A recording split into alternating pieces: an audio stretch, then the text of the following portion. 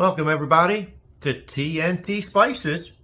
This cook was actually inspired by a YouTube star that I seen.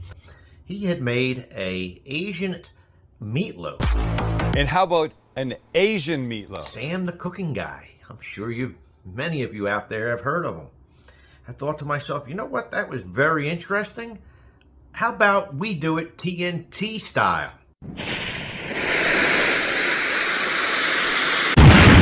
We're going to be using some ground pork, some ground bison. Let's begin this dish by getting our pork prepped. I have here some fresh sliced pork loin. Now, I purposely bought fresh pork instead of pre-ground pork from the store because we don't want to cook this meatloaf to the normal temperature of 165 degrees. It'll overcook our meats that we're going to incorporate in this. So we're going to take this fresh pork, we're going to chop it up, and we're going to throw this into our food processor to make our own ground pork. Now, we're going to place our lid on here, and we're just going to pulse this in small pulses until it's ground. Now that our pork is thoroughly ground, we're going to take this, put this to the side. Let's begin building our meatloaf. I'm going to start with, I have 1 pound of ground bison. We've gotten this bison from a place called the Honest Bison. You can find them online if you'd like to go there yourself to pick up some. Next, I have 1 pound of our freshly ground pork. Next, we're going to add 2 tablespoons of our umami bomb seasoning. Next, I have 1 egg. I have 2 tablespoons of soy sauce. I have here 1 tablespoon of sesame oil. I have 2 garlic cloves and some ginger minced up in equal portions. I have 1 bunch of green scallions or green onions that I've chopped up. I have 1 carrot that I shredded up. And then I have 1 cup of cabbage that I shredded up. Now I have a 1/4 cup of fresh cilantro. Our last ingredient is a cup of panko breadcrumbs. Now we're going to get into this with our hands and give this a real good mix. We have finished mixing all of our proteins, our seasonings, our vegetables. I took our mixture. I took a 9x5 loaf pan. I lined it with some parchment paper. Then I took our meat mixture, placed it inside here, pressed it down just lightly.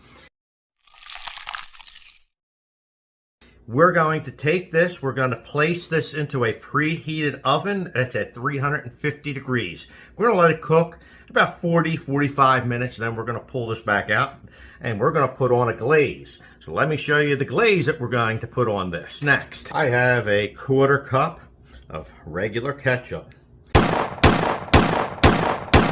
I have 2 tablespoons of hoisin sauce. I have 2 tablespoons of our sriracha hot sauce.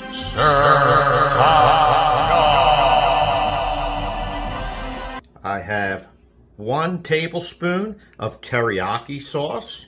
And our last ingredient, I have a teaspoon of sesame oil.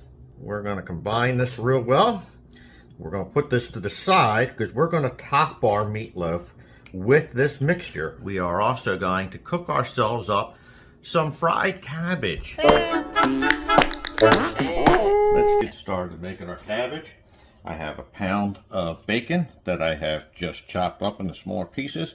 We are going to fry up our bacon and make it crisp. We have been cooking up our bacon. You can tell it's near done when you have this nice little foamy parts. Next, I have 2 onions that I just rough chopped. I'm going to throw these onions into this pot. I'm going to saute these so they become a little soft. It's been a couple minutes that we've had our onions in here. Next, I have a bunch of carrots that I sliced up very thin. I actually just used a potato peeler and sliced them super thin. It was almost a full 1 pound bag of carrots, not quite, that I used. I also have 1 green pepper that I chopped up. I'm going to throw that in. Then I have 2½ cloves of garlic that I sliced up real thin. I'm going to throw that into this pot. We're going to saute this for a couple minutes. A couple minutes have gone by. We are next going to take, I have in this container here, 1 tablespoon of rice vinegar, 1 tablespoon of balsamic vinegar, also 1 tablespoon of Worcestershire sauce. I'm going to add that. That'll also help deglaze the bottom of our pan. Now that we have the bottom of the pan deglazed, we are next going to start adding in our cabbage. I have a very large amount of cabbage that I just rough chopped. We're going to throw that in here. All right, that's about as much as we're going to get into this pot. We're going to take a lid. We're going to put a lid over this. We're going to let this continue to cook and sweat down some before we start adding some of our seasonings. All right, we've allowed our cabbage to sweat down for several minutes, probably a good 10 minutes or so. We came and we stirred it up. And as you can see, this has really shrunk down quite a lot. Now, before we add our remaining cabbage to this, we're going to start adding a bit more flavor to this. I'm going to take 1 packet of chicken bouillon. Next, I have a ½ teaspoon of garlic and a ½ teaspoon of onion granulated. Now, in here, I have a ½ teaspoon of fine black pepper. I have a 1/4 teaspoon of red pepper flakes. I have a teaspoon of a seasoning of a guy you might recognize on the internet as well, stale cracker. Let's get it, dude. This is a teaspoon of his seasoning. We're going to add that into our cabbage mix. Next, I'm going to take a little bit of sesame oil. I'm going to add about a tablespoon. Now, we're going to take the remainder of our cabbage and lay it right over top. All right, we got our cabbage in. We're going to let this sweat down. After it sweats down a little bit, we'll come back and stir this up. Okay, a few minutes has passed. We're going to take our lid off. We're going to give this a good stir. After giving this a good stir, this is pretty much done. All we would do is we would adjust the seasoning with our SPG. Delicious, so delicious.